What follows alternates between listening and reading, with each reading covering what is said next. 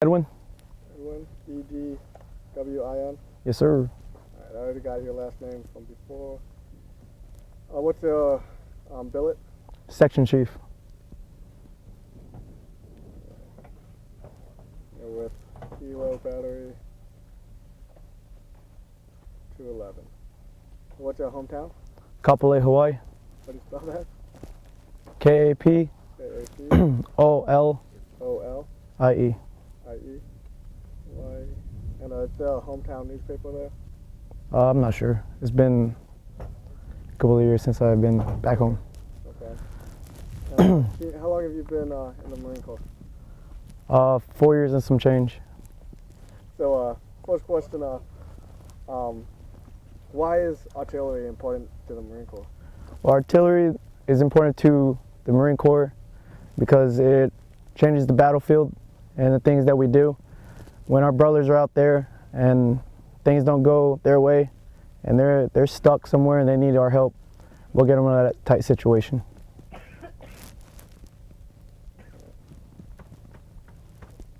And what are some of the things that artillery can supply for them? How does it help them? Well, during night we could eliminate a whole grid square for them. We just give them some vision.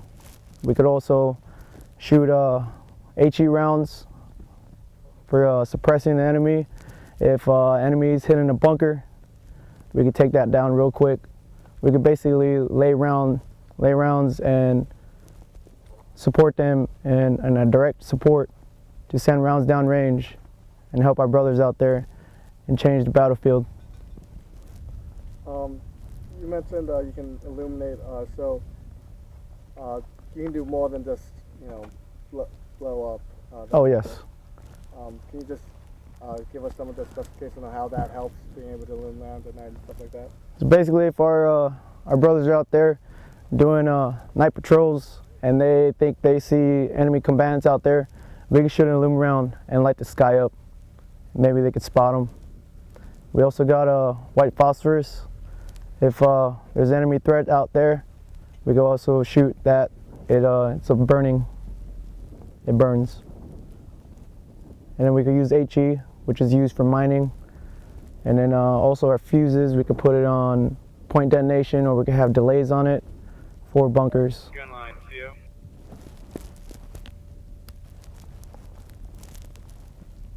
And about how many moving parts, how many Marines are on one gun? A minimum to run a howitzer section is 6 and 1, 6 cannoneers and 1 section chief. And that's the bare minimum. And that's basically what we're running on right now. It's a lot of moving parts. Obviously we got our 7-ton over here, and behind me I have my 777, which weighs about 10,000 pounds. So safety is paramount to us. With my Marines, safety is always first. And there's a lot of moving parts. The spades that we drop is like 200 pounds. And the rounds that we pick up is 100 pounds. It easily affect the Marine and take them out of action. All my Marines and my cannoneers have to pull their weight so we get the job done. And it's all about mission accomplishment. All right, what are you guys doing? Well, what have you guys been doing for Exercise Desert Scimitar? Well, this whole Exercise Desert Scimitar, we're in a direct support. We're in direct support of 5th Marines, and it's a great training event.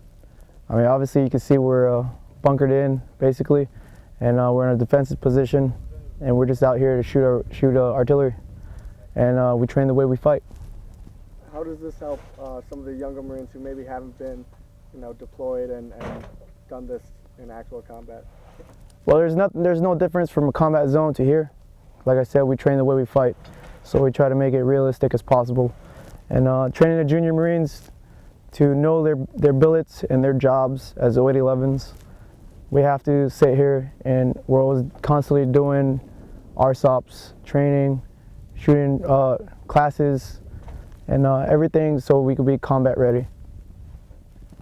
Is there anything else you'd like to add about artillery in general, or anything like that you'd like to say? It's not a job, it's a lifestyle for artillery. It's artillery community. What do you love about that lifestyle, that community? I've worked with other units, We deploy with 31, with infantry. I mean, the artillery community, we're really tight as a family. And nobody can break that bond between us. That's all I have. You want to say anything?